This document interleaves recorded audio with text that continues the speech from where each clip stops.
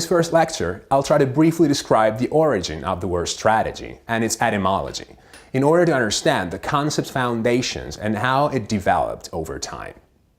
Strategy as a research field and practice is inherently multidimensional and multifaceted. As a result, it runs the risk to appear fuzzy in its definition. This is because today this term is used in many varied contexts. Not only we say this word in the corporate and the business environment, we also use it to describe situations that play at an individual level. We may even use the word strategy on a daily basis. For instance, we may find ourselves saying, to achieve this, I have a given strategy. However, to refrain from employing the term randomly, we should ask ourselves, are we always using the term strategy right? What's its actual meaning? Although strategy is a broad concept and carries many theories, models, and approaches under its umbrella, our first task lies in providing a clear and possibly operational definition for strategy. Let's start with its etymology.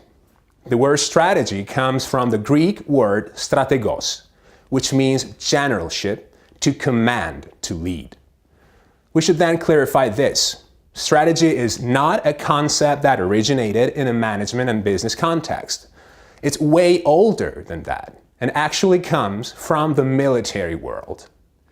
Indeed, the first seminal work that referred to strategy, and in this case military strategy, is Sun Tzu, The Art of War, which dates back to 500 before Christ. In this work, Sun Tzu pinpoints 10 of what he calls decisive factors for victory that a good strategy should take into account, which are worth reviewing in brief. Invincibility lies in the defense, the possibility of victory in the attack. Know the enemy and yourself. Strike only when a situation assures victory. Strike the enemy when he is least prepared. Weigh the situation before moving. Be flexible, recognize the hazard and the weather, deceive the enemy, surprise the enemy, and separate the enemy from his allies.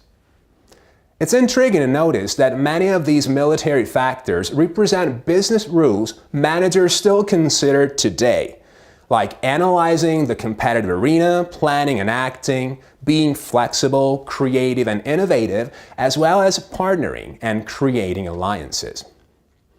Starting from this military context where strategy still finds strong application, strategy then moved to the management field, following this parallelism. The battlefield became the competitive arena. The enemies to fight became the competitors. The army became the company, its assets and resources being the weapons war could be fought with. And the general became the entrepreneur or manager leading its company towards success. As a result, strategy was referred to as strategic management, which couples strategy with the roles of the executives who are in charge of formulating, planning, and driving it. Now that we know where the concept of strategy originated from, one question arises. How can we operationally define it? This issue will be tackled in our next lectures.